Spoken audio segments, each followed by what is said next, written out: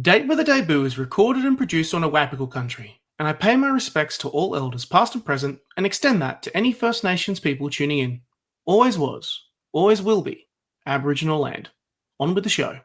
While I was writing Hailstones Fell Without Rain, my daughter said something that really stayed with me. She asked, "Are we living in Uruguay?" And I said, "No, mi amor, we live in Australia." She looked at me and said, "But why do we speak Uruguayan? Why do we eat Uruguayan? Why do we be Uruguayan?"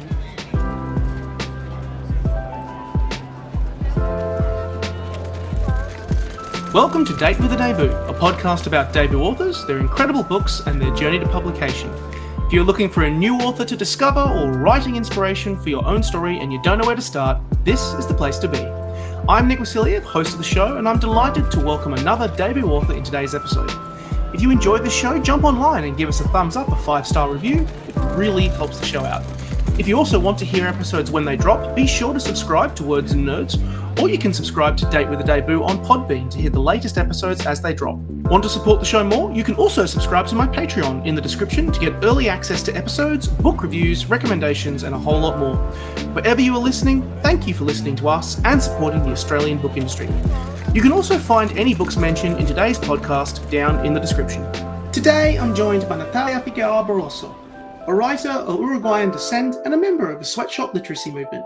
She has degrees in communications, screenwriting, and media production from UTS and has been published in Between Two Worlds, Meanjin, Red Room Poetry, Hobo, Overland, and Griffith Review. We're here today to talk about her semi-autobiographical fiction debut, Hailstones Fell Without Rain, published by University of Queensland Press, which you can get a copy of down in the description. We will discuss some mild spoilers, so I recommend you grab a copy now, or at least very soon. I started off by asking Natalia about coming from the sweatshop literacy movement in Western Sydney and the challenge of straddling a line between fiction and non-fiction when putting this story together.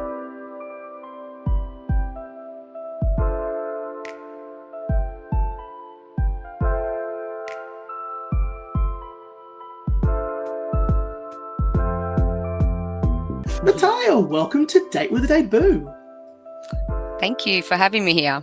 It's a pleasure to have you here. And before we begin and dive into your book, talking about Hailstones Fell Without Rain, in the lead up to this interview, in typical fashion, I was reading the book and reading up about you. And in classic fashion, I got distracted. It happens to me a lot, honestly. But I discovered that you were involved with the sweatshop literacy movement out in Western Sydney. I saw Amani Hayter's praise, I saw Winnie Dunn's praise, and I thought, I've seen these names before. I've had Dani on the show earlier in the year to talk about his autobiography, How to Dodge Flying Sandals and Other Advice for Life. And I feel like it would be amiss to start off by asking you about the value of the sweatshop literacy movement and how much of a help it's been to your work. Yeah, so Sweatshop Literacy Movement, I've been published with them since 2018 and learning with them since then. And it has been invaluable because not only did I learn how to write authentically as a Uruguayan from Western Sydney, but also how to ensure that the stories I tell come from my truths, and also how to use craft in a way that's authentic to me as well. It's so great that there is a group out there in kind of Western Sydney that talks about a lot of these books, and I'm not surprised to hear that there are so many great stories coming out of that group, because I loved Dani's book, for example. And for this podcast, I'm in a great position with you because you're the first writer of, South American and Uruguayan descent on the show. And of course, as mentioned, we've kind of mentioned it in the pre-recorded introduction and also in, promotional pieces around your book, but there's a semi-autobiographical element to Hailstones Fell Without Rain. This story takes place across Western Sydney, but also Montevideo, particularly during around the 1973 coup d'etat, which saw that commencement of the dictatorship that lasted until 1985, which is a major part of this story. I'd imagine that there's, on the topic of your own voice and in your writing in your own style, talk to me about the balance of writing semi-autobiographically, because of course you're pulling from the self when you're crafting this story, but at the same time you've got that in the back of your head that it is a work of fiction as well. Talk to me about that balance and that challenge. Yeah, so when I started researching and writing about Uruguay's civic military dictatorship, which you have mentioned, 1973 to 1985, I spent a lot of time interviewing people, mostly from the Uruguayan community and including my own family. And of course, I expected all these heavy stories. I expected the ones about police violence, censorship, and forced disappearances. But what surprised me the most was that a lot of the people that I interviewed, nearly the majority actually, started talking to me about the meat and the meat ban. So it turns out that since the 27th of November 1967, way before the dictatorship commenced, the first decree to prohibit the slaughtering and selling of cattle in Uruguay's highest populated and most left-wing, that's really important, the capital of Montevideo, was introduced for a few months each year. Butcheries and the capital were only allowed to sell meats 3 times a week. And for Uruguayans being like one of the largest consumers of meat in the world, that was not enough. And I know it in comparison to the political violence of the time, it seems like a small thing, but it really stuck in the majority of the people that I interviewed, like in their memories. And all the stories that they told me were so wild that I had to try to incorporate at least one of them, or a fictionalized version of it. So I got told that parents used to tell their daughters to hide meat under their skirts as they crossed back into Montevideo. I also got told that some people sent meat in the mail from the countryside. And the wildest one for me was one guy even told me that an ambulance was used to smuggle in an entire cow carcass into Montevideo. And so, of course, I had to include these stories because for me, they were just so good. And I was just like, wow, even during the hardest of times, this was what they wanted to focus on. But the problem, yeah, I'm not joking. So I'm seriously not, I'm not joking about this. I even had to go and talk to a doctor of Latin American studies who introduced me to another doctor of Latin American studies who told me there is no research written about this meat ban. And if I was interested in doing that, and then I was like, no, I just want to write a novel.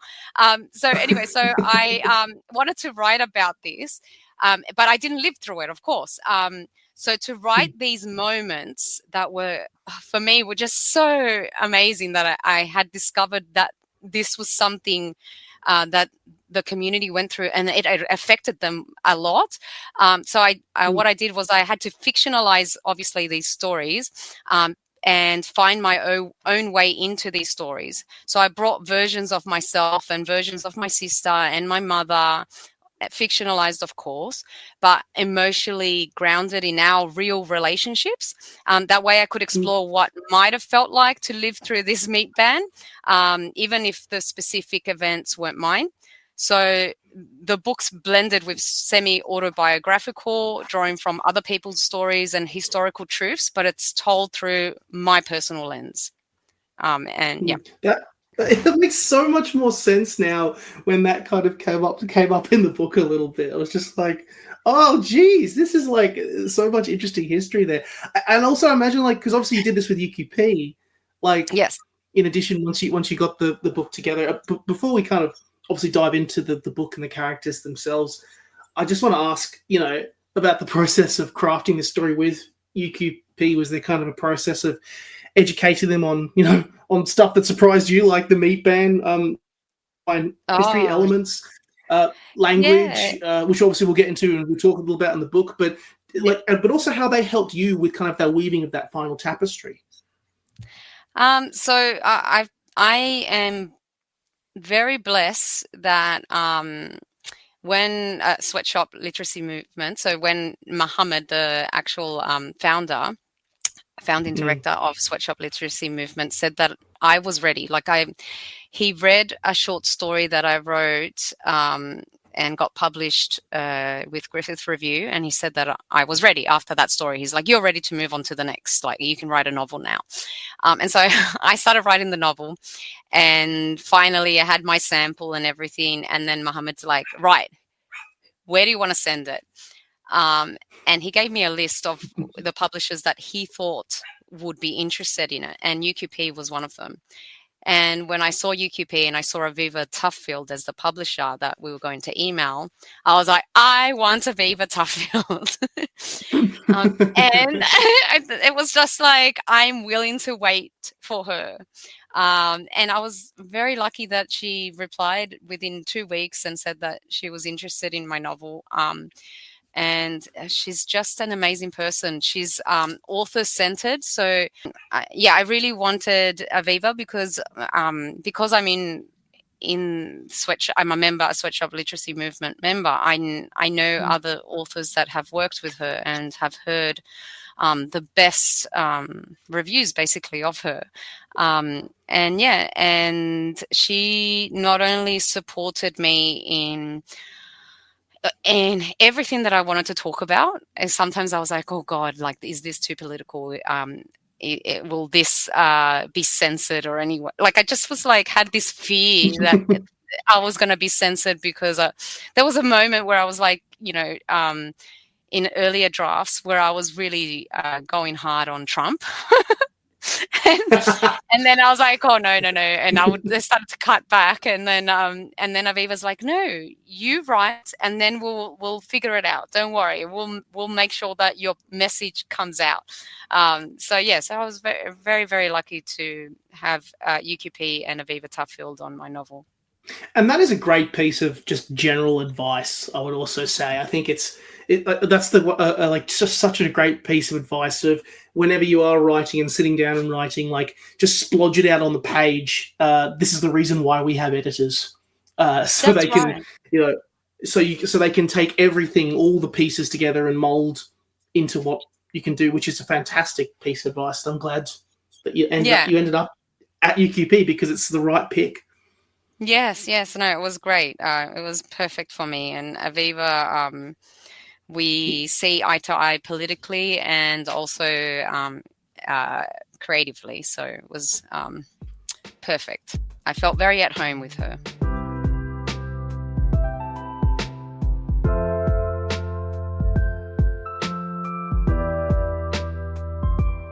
Well, let's talk about this book. Let's dive into this amazing book, which I have in my hand. For context for all of our listeners, you and I have been having horrific internet for like the last half an hour or so. So unfortunately, I can't physically hold up the copy of the book, and you can't see it on camera. But I'll put up on YouTube a copy of the image of what the cover of the book looks like. It's a beautiful cover. Hailstones Fell Without Rain. This is the part of the show where I hit the author with the classic elevator pitch. I have hopped into a lift. I'm going up with you. You have what's your 1 minute pitch? What is Hailstones Fell Without Rain about? Yeah, so Hailstones Fell Without Rain is a semi-autobiographical novel that follows 3 generations of Uruguayan working-class women from the same family between Western Sydney and Western Montevideo. And the book celebrates matrilineal connection, cultural inheritance with humour and tenderness. Ding! Nailed it. For context, when we're recording this, the book has literally just come out in the world, so I can tell you've gotten the 1 minute pitch down to a T, which I respect. That's thanks to my 2 reviews that I had, and I was like, oh, what are they saying? Similarly saying, and then I'm like, okay, these are the 2 things that they're both saying, and that's my pitch. I love it, but in true form, it covers. It gives you enough tantalizing pieces to want to review more, but it doesn't spoil the beans, spoil all the surprises. This is a story that is engrossing. I loved it. It expands 2 continents, 3 generations, You've got the contrasting worlds of Western Sydney with Montevideo. We've got the historical element, the present day. This is a story that's told from 3 different perspectives. The book is divided as such. There is a 4th, but we will not mention it for spoilers. There is comedy. There is intense love and family bonds. There is lots and lots of bonding over food, which I always adore. There's so much colour. But as kind of alluded to, this is a story tinged with the challenges of the immigrant experience. And their experiences have been coloured by massive world events, kind of talking back to this 1973 event in Uruguay. And ultimately, the interpretation that I got from this book is that it is a story about how one identifies oneself with the memories of your past, which I hope is, I mean, that's of course my own interpretation, but there's a lot about memory and self-identity here. And I know this is such a massive question to open with, talking to you about this, because because there is so much to discuss. But talk to me about bringing those concepts of home and self and memory and intertwining it with the streets of what I know you like to call your birthland and your homeland of Montevideo and Sydney. Yeah, so it's funny how my daughter's here because she's the one that inspired this. She really did. Just for context, my daughter's 6 now, but she said this when she was 5. So while I was writing Hailstones Fell Without Rain, my daughter said something that really stayed with me. She asked, "Are we living in Uruguay?" And I said, "No, mi amor, we live in Australia." And then she looked at me and said, "But why do we speak Uruguayan? Why do we eat Uruguayan? Why do we be Uruguayan?" And she was right. I just completely was like dumbfounded by that. Because we may live in Western Sydney, but home for us is still Uruguay. We drink mate, we listen to plenas, we watch Súbete a mi moto, we eat guisos.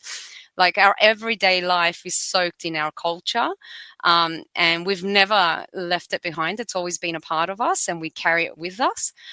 So that realization really shaped how I wrote the novel. I made sure that my Uruguayan characters in Western Sydney didn't assimilate or water down who they were.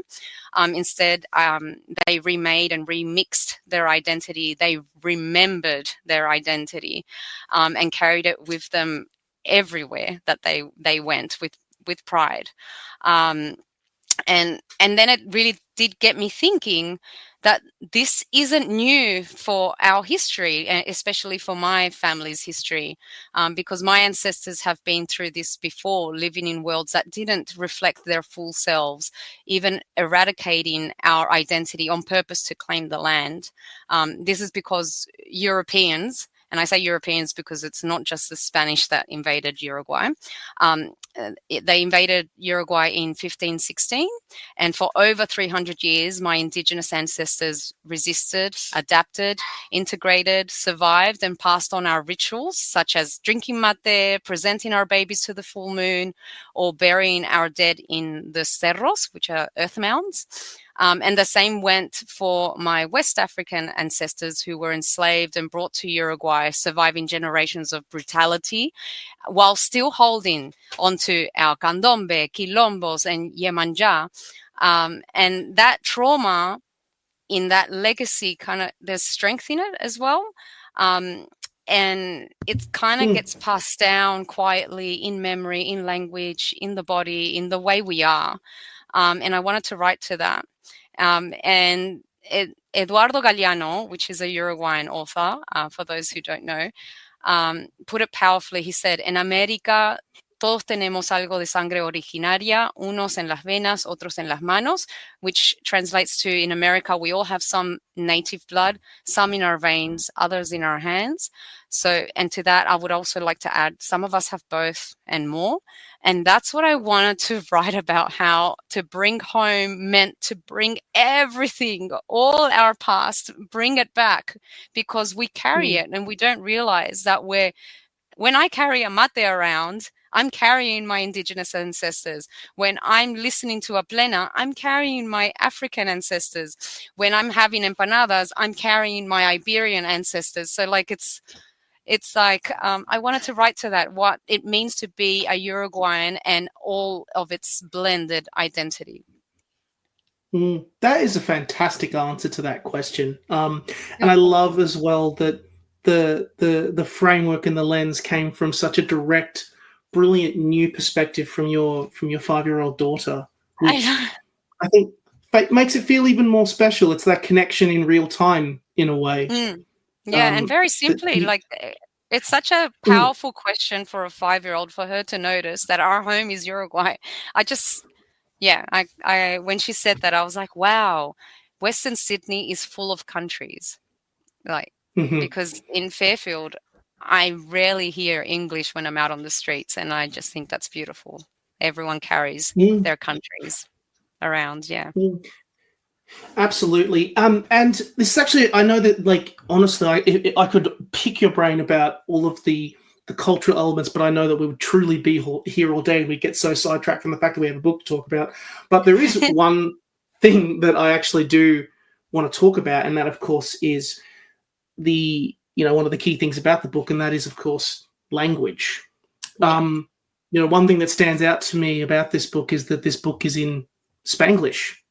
I believe it's been the first Spanglish novel published in Australia. I believe, according to I think it was Amiga Mia, which did a piece with, and there's a great quote that I want to read here, kind of because you kind of mentioned that, in that particular piece, that growing up in a community where Spanglish is around was extremely important, and language in a way feels like a great microcosm of this story that is also told.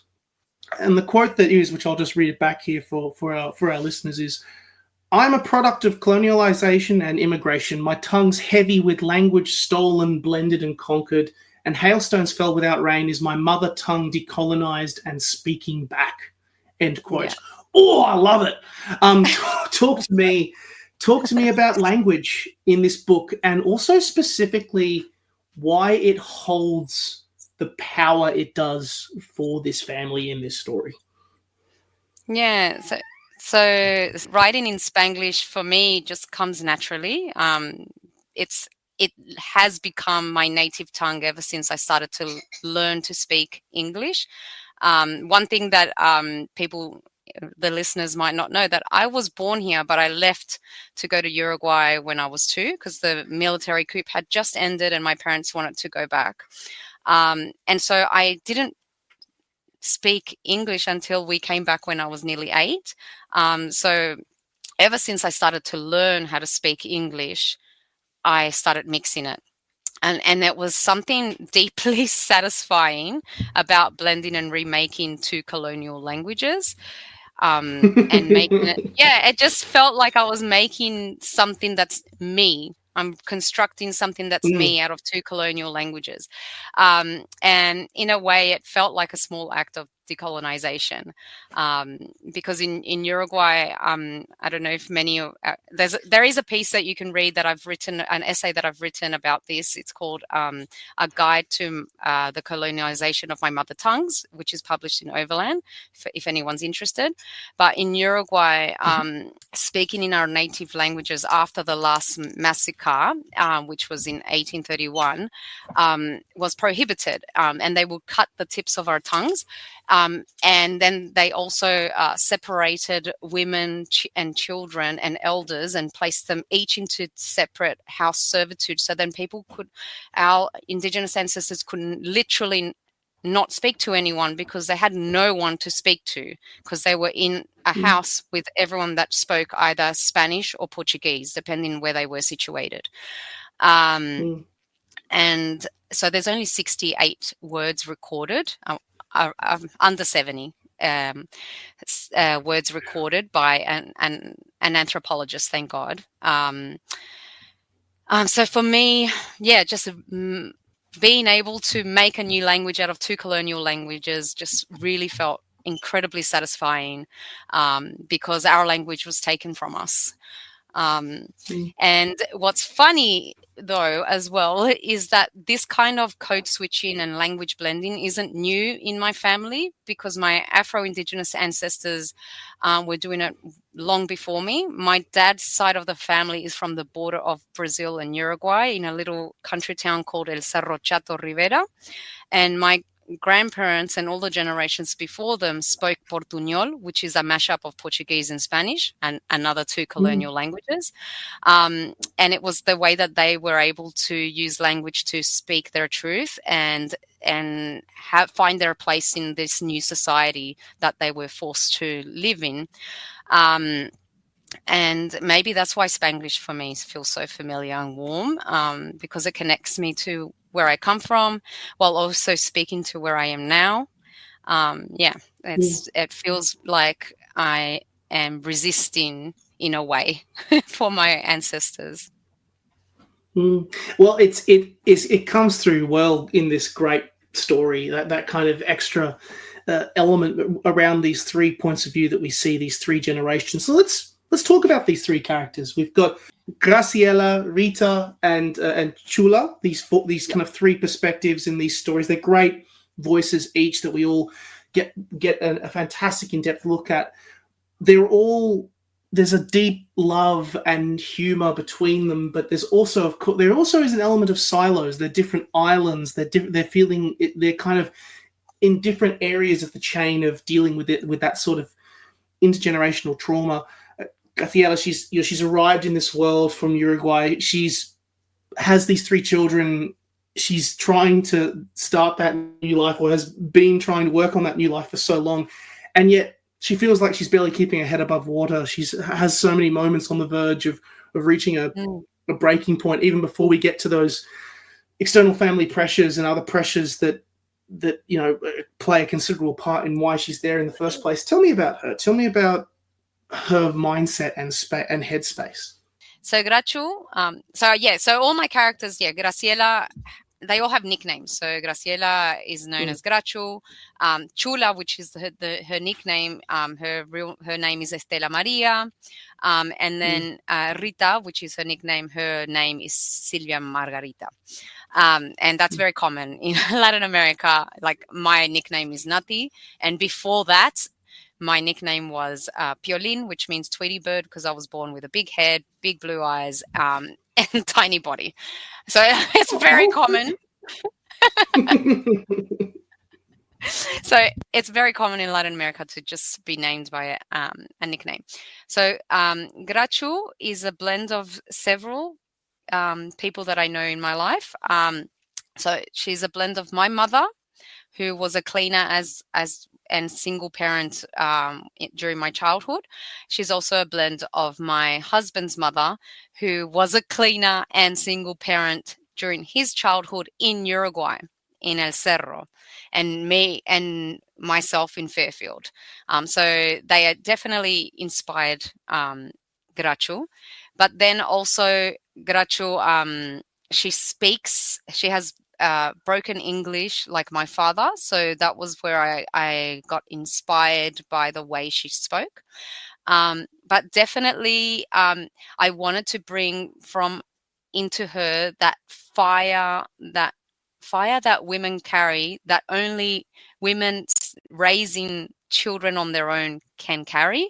And most of the time when you meet a single parent, you go, how on earth do they do it all? Because just being a parent with a partner is difficult. But being a woman, who usually 9 times out of 10, a woman earns less than a man. All the hours they have to put in to make ends meet, all the work they need to do at home, and then to also the travel time to and from work. Like, I just wanted to show that about Graciela. And then the million thoughts that are in her mind, because even if she's doing one thing, she has to constantly think about what's coming next, or she also has, because she has so little time to herself, I do have a very deep internal dialogue inside her, because she needs to also entertain herself. Because I kept thinking, oh, she doesn't have much time to be with other people because she's constantly working, going to and from work. And so I just wanted her to have that deep internal dialogue with herself and this vivid imagination. And it's also a space where she connects with Tia Chula, which is her great aunt. So, yeah, and she misses a lot. Yeah, I loved her so much. I kind of had moments where she was like, there were moments where you do feel that pressure and that energy of like, how are you doing this? It's good that you also show that there's moments where she's kind of like an elastic band and she's being pulled in multiple different ways. But she also has obviously her eldest daughter, Rita, who, you know, she's at an interesting point in her life. I found myself connecting to Rita quite a bit. It's of all quite a bit. Trying to be herself. She's trying to explore herself. She's trying to escape those kind of expectations around family. But she loves family. She's searching for the self. But she's also kind of tied to her mother by many of the issues and problems and challenges and ghosts that have bled into her mindset and how she was brought up and everything around that. Tell me a little bit about Rita. Yeah, so Rita is inspired by myself. There's many things so I'm very happy that you you related to her. She works in film and television, which is my background as well. So Rita is probably the most autobiographical fiction character that I have in there.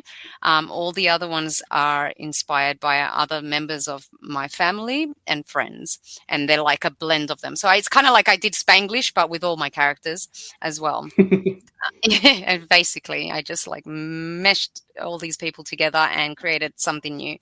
But Rita is the most autobiographical. So she's discovering herself. And she has a deep love for her mother and her siblings. But she also is a person who has this deep sense of right and wrong. And when you cross that line of what's not right, she does give that time, that distance for the other person who did the wrong to think. But she's not one of those people that are vengeful or anything like that. She's someone that provides herself space and provides the other person space too to think. And that distance is on purpose, is to protect herself, but also to leave that other person to think. Yeah, so that's why I don't want to give any spoilers, but yes, so that's who she is. Yeah, there's a great. I do. You kind of know that mention of being where, like, if you do cross that line, I kind of felt that some of the ways she kind of uses distance as a weapon in ways, whether it be giving the person in question you have time to think about what they've done, or kind of it can sometimes, not say in a bad way, like deprive them of her presence, but also using it as a self-defense mechanism at the same time.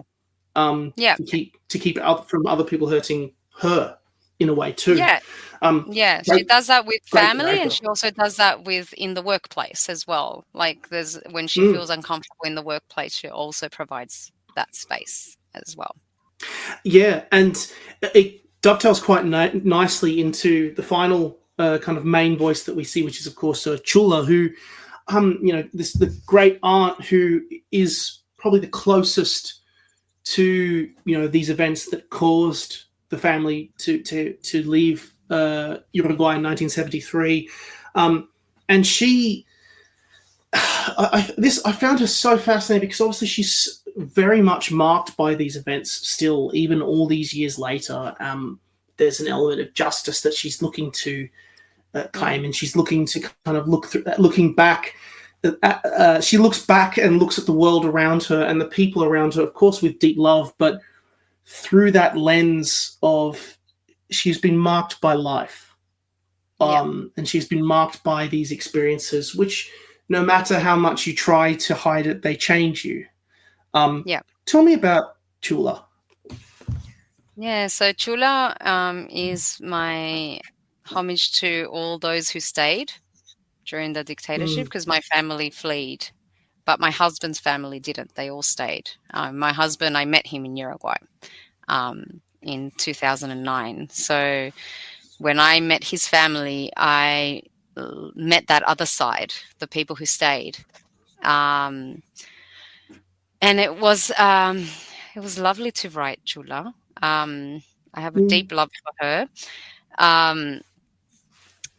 That's why I used the metaphor of the home with her. So she always has like brick fingers, or like she has cement, heavy cement in her stomach. So everything to do with construction, because she can reconstruct herself, and depending on what's happening in her environment.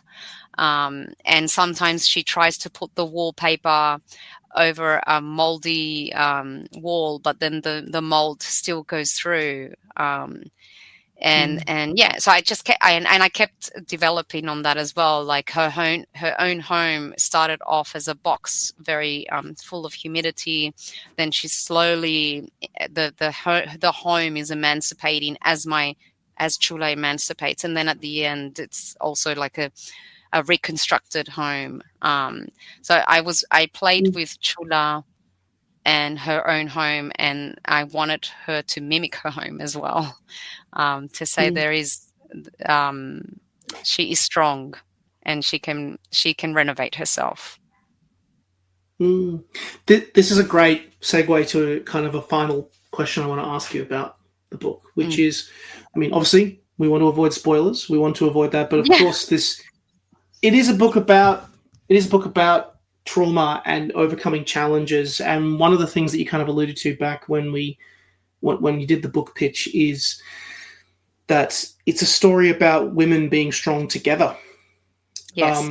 It's about the power of bringing that love, that maternal love, and that care and that strength together. And it's something that all three of these characters, as well as other people around her in this community, experience as a collective. From that trauma, there is a collective strength and pride and deep love. What did this book teach you? Yes, it's actually, I read this before. Sorry, one of my favorite lines from the book, because I had to, that someone asked me my favorite line, and then I had to think about it. And I think that this line kind of says what it taught me, and it's actually on page 6. But dear reader, all Las Ferreira women splinter from the same wood shaft, and that shaft is stronger when they're together, because together they're like arrows in a quiver, waiting to be knocked, drawn, and fired. So Love it. That's what it taught me. It taught me that together in a collective, everything is amplified. Everything is better. It's you're stronger. Love is better together. Love can only be done together. You need a relationship. But resistance, memory, everything together is stronger. So that's one thing that I learned, and that I wanted others to learn as they read as well. You should be really proud of it. It's a great book. It's a really good book. Thank you. Thank you. The thing that shocks me the most is when people tell me it's funny, because I never ever wrote it intentionally thinking I was being funny. I was just writing truths that I had experienced. So many of the bosses are, inspired by my own bosses. One of the bosses, the designer artist, is actually inspired by my mother's boss. She actually literally had that boss, but she did not last. It was one day. So like when people tell me it's funny, I'm still like, oh, and they're like, yeah, I laughed out loud. And I was like, like I'm still trying to understand, and I appreciate, but I'm trying to understand where my humor comes from, because I did not write it thinking that I was being funny. I just was writing truths and how I saw them. I think the humor comes in the everyday, and it also, particularly given there is some intense, moments in this story and intense subject matter in this story. It's the light that comes with the experience of being human. I think there's a great quote, which is comedy is tragedy plus time. And I think that's where the comedy lies, is that in the home experience, in those family moments, in those moments where this family is together, there is joy and there is comedy and there is laughter. It's got a big heart, this book, which is which I think is where that comedy comes from. Out of curiosity, what next for you? Will there be another book, or are you just taking the moment to process, heck, I've just written this massive and big story and closed a chapter on my life. Give me a break here. No, I do have several things. I am one of those people that just can't stop thinking. So I do have another semi-autobiographical fiction, which I'm like plotting at the moment. At the moment, the working title is to drink perfume and eat gardenias. That's the working title. And then I'm also writing a poetry collection, which I have been writing for a really long time, actually. I think that might be the next thing. I've been writing a poetry collection with the working title, Holding My Mothers by Their Tongues. That one I've been working on a while. And then I've got a couple of children's books that I've been writing, and one of them is called The Cuco in My Bedroom, and the other one is Time for La Cama. So I don't know. We'll see what happens. Whatever gets picked up first is where I'll go. Fingers in many pies. Wow. Gee, it's so many. I don't stop thinking, trust me. Like, I wake up in the middle of the night because the other day, this is really funny, the dog stole my daughter's blanket. And my daughter woke me up saying, I'm cold. And then I just see my dog curled up on the floor with my daughter's blanket. So he just pulled it off her. And so then I was awake and I couldn't go to sleep. And here I am writing a poem at like 4 a.m, just because I couldn't go to sleep. I'm like, well, I might as well make some use of this time that I'm awake and everything's quiet. So that's welcome to my life. Sounds about right.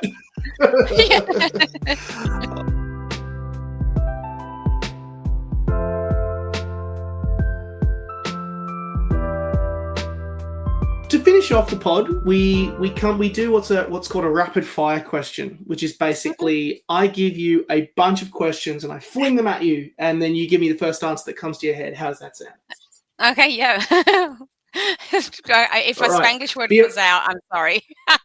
You'll just have to. Oh no, Spanglish words. I expect Spanglish words to come out. So, first question, which is around reading and books. Mm-hmm. What's your favorite book that you've read in the last 12 months? Dirt Poor Islanders by Winnie Dunn. Yes. Oh, it's so good. Yeah, I love it. Yeah, and she does talk of in the book. It's together. So definitely, I listened to Winnie's voice, and as I was writing, that must have come through. So yeah. She's so good. We tried to get her on the show last year, and unfortunately we couldn't pull it together. But it's such a good book, Dirt Poor Islanders. It's a great story. It's amazing. Second question. Whoa, what is your favorite debut novel that you've ever read? Okay, my favorite debut novel that I ever read is The Tribe by Michael Muhammad Ahmed. Oh, I've heard about this book. I mean, Dani was singing Michael Muhammad's praises for so much about his work, and so I'm not surprised to hear that The Tribe has kind of. I've heard of this story and book before, and it's currently on my TBR pile. That's the height of the Empire Yeah. State Building, but I will get to Yeah. it. Yeah, and there's a new Mm, version because it recently celebrated its 10th year anniversary. So yeah, there's a new version as well. I love it. Love it. Do you have a favorite word? My favorite word is at the moment bilu, which I did mention in my novel. It Mm. means beautiful Hmm. in Hmm. Charrua, and I inherited that word from my abuelo Napo, who is the inspiration for Nacho, the character Nacho. So my abuelo Oh, Napo, yeah, so my abuelo Napo presented me to the moon as soon as I arrived in Uruguay when I was 2. And it's a tradition that Charrua people do. He presented me to the full moon to ask for protection, and he started chanting "Bilu bilu bilu bilu bilu bilu," which means beautiful, beautiful, beautiful, and that's how we call the moon to come and protect us. And that's my favorite word. If I have another daughter, that will be her name. that's a great answer. I love that, and I was really hoping that you'd bring in another word from the book, because there's so many wonderful words and language there. And off the back of that, uh, Mm. what do you have a particular favorite Spanglish phrase that you like to bring out in the everyday, or just break out whenever you want? Spanglish phrase. Hmm. I do like always saying, like I like saying it feels. I feel a casa, which means I feel at home, because we say me siento en casa, like, and Mm. so I do like mixing that together, because it's something that we say when we're with someone that just feels like family. It feels nice and warm. It feels like a big hug. Yeah, it feels like chula. Now I can start saying Mm. that because chula's the house. Yeah, I love it. You often you've kind of talked a little bit about, you view yourself as being connected to both. We kind of talked about earlier your homeland and your birthland. I feel like you kind of answered this question already when you mentioned the story about the meat ban. But what is Mm. something else that you learned about your homeland, or your birthland for that matter, that surprised Oh. you when doing the research of this book? Mm. It surprised me that people had to have their IDs with them or at all times, and if they didn't have their IDs with them, um, they would be automatically arrested. Mm. And so that's something that I did write into the book. People had this, and they still carry that with them. Like the other day, when I was going to a protest um, to march on the bridge Mm. for Mm. Palestine, um, yeah, my father's like, "Are you taking your ID?" Because I just had my phone on me. And I'm like, yeah, my ID is on my phone. And he goes, no, but if you run out of battery, you need to have a physical ID. Like my father's like traumatized, and I need to carry my ID. And Mm. it's yeah. And so I carried my ID with me. So yeah, that's something that surprised me. It's interesting that it's such a thing that you and your dad still thinks and talks about even to this day. On a bit of a lighter note, Mm, you get in a lift and your absolute hero is in there. Who is it? absolute hero. Oh, they have to be alive, right? They could be alive. No, they could be alive or dead. Either or. We're easy. Okay. Um, if they are a person that's dead, deceased, it would be Eduardo Galeano. I absolutely Mm-hmm. adore his way of thinking and everything he's written. He's got many, many wonderful quotes and that teach you so much. Um, and then alive. Oh God. Alive right now. Let's see. There's so many. No, there really is. There's a lot of people that are like heroes right now. I'll say Tiago Avila, who has been on the flotilla 2 times already, and now going on the third time from Brazil. Mm-hmm. Yeah, Love it. he's a Love hero. it. And then final question, are you happy? Yes, I'm happy. My daughter just said yes as well. Yay! Yeah. Both Natalia and her daughter are happy. Yeah, how could I not be happy that I don't know if many people know this, but I was in ESL from year 2 all the way to year 10. I failed English most of my schooling life. For me, I've always loved storytelling, but I wasn't good at it because I struggled with the grammar. I struggled with language. And for me, it's just, I'm still in awe that I have been able to write a novel that got published and that I've already had 2 reviews, one in The Guardian, one with Books and Publishing, and they've been beautiful reviews, and I'm just still in awe. And so there's no way I cannot be sad. I have to be happy because it's not even, I was saying to Aviva, I'm like, it doesn't even feel like a dream, really. It feels like I have passed away and I am watching an alternative life happening, an alternative Natalia happening right now. It's just not, it's out of this world for me. It's something that I just never in my life imagined that could happen for me. Well, wait until it has some time in the world and the book goes off and has a life of its own, and suddenly you'll come across an old secondhand copy that's been well read and well loved in a far part of the world. Then it gets even weirder. Yeah. Yeah. I'm particularly happy today because I got to chat to you, and the internet held out, which is even better. Yes, it was great. Yeah, the internet finally held out. Thank God. But for all of our listeners, you can get a copy of Hailstones Fell Without Rain right now. It's been published by UQP. If you're listening to this podcast, it's literally just come out in the world, but when you're listening, it'll be out. It's been out for a little while, so you can go to check it out, give it a read, learn about another part of the world, learn about another part of Western Sydney. Natalia, it's been such a pleasure chatting with you on Date with a Debut. Thank you so much. Thank you so much. And I just want to add as well, because I come from a working class family, if you are not able to buy the book, please go to your local library and ask them to purchase 2 books, so then you and a friend can read along for free.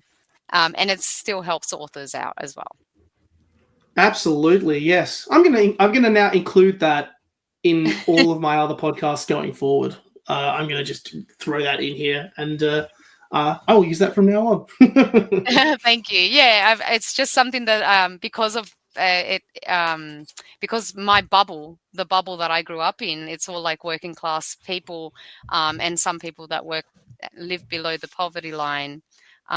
It's been in my DMs more than once, several times, people just apologizing that they can't buy my book, and they're like, I'll go to the library, but when I can buy it, I'll buy it. And I go, don't worry, just read it from the library, hire it out, go to another library and request it in another library. It helps us authors as well.